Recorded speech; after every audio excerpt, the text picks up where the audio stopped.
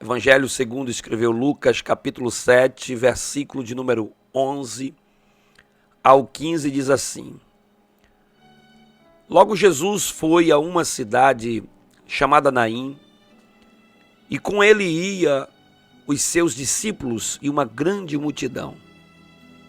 Ao se aproximar da porta da cidade, estava saindo o enterro do filho único de uma viúva. E uma grande multidão na cidade estava com ela. Ao vê-la, o Senhor se compadeceu dela e disse: Não chore. Depois, aproximou-se e tocou no caixão, e os que carregavam pararam. E Jesus disse: Jovem, eu lhe digo, levante-se. E o jovem sentou-se e começou a conversar. E Jesus o entregou à sua mãe. Querido, qual é a dor que você sente no seu coração nesse dia? Qual a razão do seu sofrimento? O que está te fazendo perder a alegria? O que você já sepultou ou está levando para sepultar, que está fazendo você chorar dia e noite sem parar? Jesus, ele tem uma palavra para o seu coração hoje. E a palavra de hoje é: não chore. O final da história da viúva de Naim é glorioso. Mas isso só foi possível porque essa mulher, ela tomou posse da palavra liberada por Jesus. Então, a partir da experiência dessa mulher, é que você pode aprender com a palavra liberada de Jesus. O que nós podemos aprender com essa palavra que Jesus liberou, né? Não chore. A primeira grande lição que a gente aprende nesse texto, nessa palavra liberada de Jesus, é que ele consegue enxergar a nossa dor. Ele vê a nossa dor. Isso é sinal de que ele se identifica com a gente. Pois o verso diz assim, olha, logo depois Jesus foi a uma cidade chamada Naim. E com ele ia os seus discípulos e uma grande multidão se aproximava da porta da cidade. E estava saindo ali o enterro do filho único de uma viúva. E uma grande e numerosa multidão estava ali, e ao vê-la, então a mulher, a viúva, ela saía para enterrar o seu único filho. Ela deixa para trás a sua esperança e tem pela frente apenas a solidão. Aquele caixão não carregava apenas o corpo de seu filho, mas também o seu futuro. O mundo dessa mulher está desabando. Nesse momento, Jesus consegue distinguir ela dos demais e ver o choro daquela mulher. Jesus enxerga a sua dor e sabe que ela é diferente, é muito maior do que a dor de todas as outras pessoas que estavam naquele momento. Nenhuma dor consegue fugir do olhar, da ternura, do amor de Jesus. Jesus viu aquela mulher, e eu posso dizer isso bem antes de olhar para aquela multidão. Porque só em Jesus ia a cidade de Naim, cerca de 30 quilômetros da cidade de Cafarnaum. Ele vai até Naim e você não vê um outro registro bíblico, um outro fato que levou Jesus a ir a Naim. Você não vai encontrar nenhum outro milagre, nenhum outro registro de uma ocorrência do que aconteceu naquela cidade. Então isso demonstra que Jesus viu aquela mulher. Ele enxergou a dor daquela mãe, que precisava que ele chegasse ali na hora que ela mais precisava. A palavra que Jesus liberou, dizendo não chore, nos ensina que ele se compadece na hora da aflição. Pois o texto diz, e o Senhor se compadeceu dela. Jesus não apenas enxerga a sua dor, mas também se compadece em sua aflição. A viúva de Naim, enlutada, não pediu nada a Jesus. Não esperava nada dele. Ela estava apenas ali mergulhada em sua dor, afundando ali nas ondas revoltas das suas lágrimas.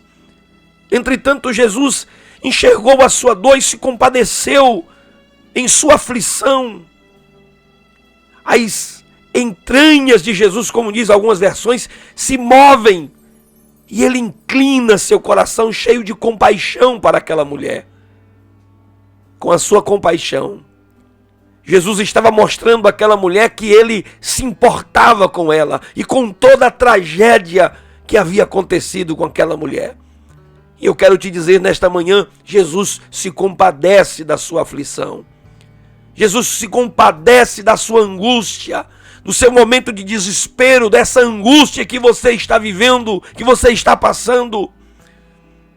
No meio de milhões de brasileiros, no meio de bilhões de habitantes nesta terra, tenha certeza, Jesus enxerga a sua dor.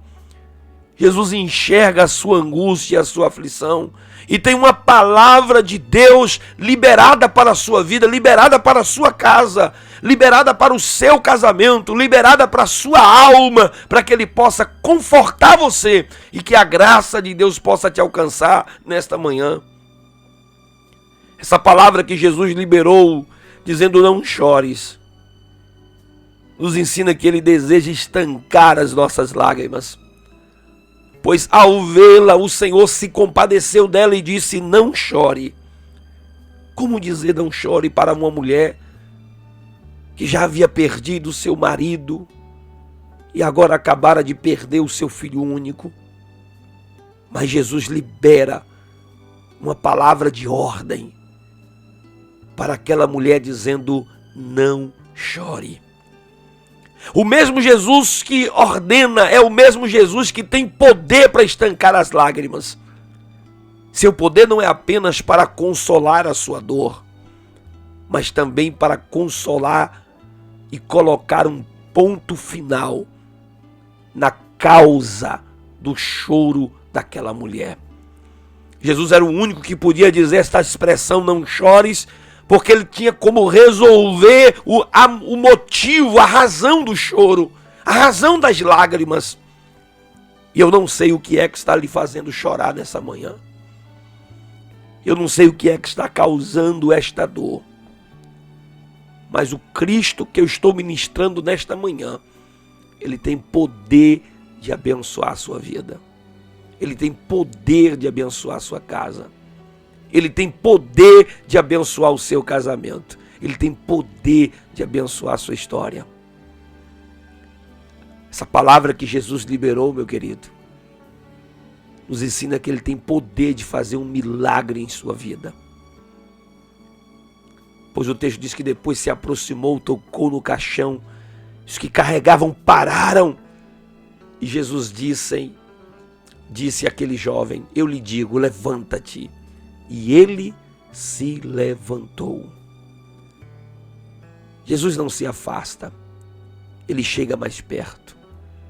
Jesus toca o caixão. Ele para os que conduziam o enterro.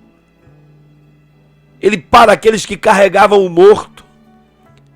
Jesus chama o morto e dá uma ordem a ele, dizendo, levante-se. E o texto diz que o jovem se levantou, porque Jesus tem poder para fazer milagres. E talvez nessa manhã, tudo que você está precisando aí é de um milagre de Jesus. Você diz assim, pastor Renato, somente um milagre para mudar a minha vida. Somente um milagre para mudar o meu coração. Somente um milagre para mudar a minha história. Somente um milagre para resolver o meu casamento. Somente um milagre para mudar a minha vida. E eu quero te dizer que a você, Jesus é o milagre que você precisa. Jesus é o milagre que a sua vida necessita. Ele tem poder de mudar a sua história. E Ele não se afasta, Ele se aproxima. Você sabia que alguém tocar num caixão, naquela cultura, era se considerar imundo? É. Quando você tocava em um morto que não era da sua família, você estava sendo considerado imundo, porque a própria família ficava nesse estado de isolamento pelo menos por 7 dias, para que a imundícia, conforme considerada, saíssem deles. E ninguém podia tocar em um morto, manusear um morto. As pessoas iam ao velório, ao enterro, mas não tocavam no morto. E o texto diz que Jesus toca no esquife, né? Vai ali à borda do caixão. Depois toma ele pela mão e o coloca de pé. E o levanta. Então você percebe que Jesus se aproxima, ele não se afasta. Ele se identifica. O leproso, lá em Marcos, capítulo 1, verso de número 40, diz que Jesus encontrou ele ali ao pé do monte. E ele, mantendo a distância, o leproso se manteve distante, caiu de joelhos e perguntou se Jesus queria o curá-lo. E Jesus disse, eu quero, mas quando Jesus diz eu quero, Jesus já estava tocando nele. Jesus se aproximou, colocou a mão nele e disse, eu quero, fica limpo. Então veja que Jesus não se afasta. Os homens se afastam. Os seres humanos se afastam, os amigos se afastam. Pessoas se afastam. Mas Jesus não se afasta. Ele se identifica com você. Veja que quando você está numa condição aí de morto, né? De leproso, quando algo ruim acontece na sua vida, há pessoas que até negam que te conhecem. Você é amigo daquela... Não, amigo não, né? Assim, a gente se conhecia. Negam, se afastam.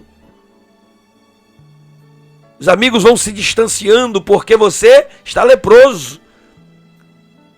O pecado te atingiu, o pecado te afetou, o pecado te acertou. E agora a única coisa que os amigos fazem é se afastar. Mas Jesus se aproxima e realiza o maior milagre que você precisa. É curar os seus pecados, perdoar a sua vida, regenerar a sua história. Porque Ele é o Senhor que não se afasta e tem poder de fazer milagres. E eu quero concluir também dizendo que essa palavra que Jesus liberou para essa mulher, dizendo não chore, ensina que Ele devolve a esperança. Jesus disse, jovem, eu lhe digo, levante-se. Ele sentou, começou a conversar e Jesus entregou ele à sua mãe. A vida entrou no jovem e ele se assentou. O silêncio da morte foi vencido. O jovem que estava morto passou a falar. Então Jesus entregou a sua mãe. A esperança voltou a brilhar no coração daquela mãe. Aquilo que era impossível tornou-se realidade. O choro doído foi trancado pela alegria. Meu querido, Jesus não se satisfaz apenas em passar pela sua vida sem fazer alguma coisa por você. Jesus quer te devolver a esperança. Jesus quer te devolver a alegria da salvação. Jesus quer recuperar a sua história. Quer te levantar desse chão em que você se encontra prostrado. Quer te dar uma nova chance, uma nova oportunidade de vencer, de alcançar a graça e a misericórdia e a bênção do Senhor. Então que nesta manhã, meu querido, a palavra de Deus, a graça de Deus possa alcançar você e alcançar a sua vida. Todas as coisas começaram a mudar na vida daquela mulher quando Jesus liberou uma palavra de ordem dizendo não chore. O mesmo Jesus está liberando essa palavra hoje. Está dando uma ordem para o seu coração, dizendo não chore. E quando ele diz não chore é porque ele enxerga a sua dor, é porque ele compadece da sua aflição, é porque ele estanca as suas lágrimas, é porque ele tem poder de fazer um milagre na sua vida, é porque ele devolve toda a esperança que você perdeu. Aquele menino havia sepultado ali junto com aquela mãe, estava morrendo, estava levando os sonhos, a esperança, a vida, a alegria. As oportunidades estavam indo embora, tudo estava sendo perdido, mas Jesus disse: levanta. E a vida voltou, a esperança voltou, a alegria voltou, e que a graça de Deus nessa manhã possa ir de encontro a você e que você seja alcançado pela graça de Deus. A minha oração nessa manhã é que o Senhor te visite agora, é que haja vida, que haja esperança. Há uma canção e eu gostaria de compartilhar com os nossos ouvintes, que é Existe Vida Aí, ministrada na voz do Pedro Henrique. Coloca pra gente. E eu quero convidar você a curtir e compartilhar as nossas redes sociais. Esse vídeo vai ficar disponível lá no nosso canal no YouTube. Quer ouvir essa mensagem? Quer mandar para alguém? Alguém que precisa ouvir essa palavra? Então entra lá no YouTube, Renato Bromochenkel, e manda essa mensagem para alguém. Vou colocar lá. Estou te esperando lá. Temos aí o nosso Instagram, Facebook, sempre com o mesmo nome, Renato Bromochenkel. TikTok, você pode entrar aí e assistir os nossos vídeos e ser abençoado para a glória de Deus. Que Deus te abençoe, meu querido. Que a palavra de Deus alcance você e a sua casa, em nome de Jesus.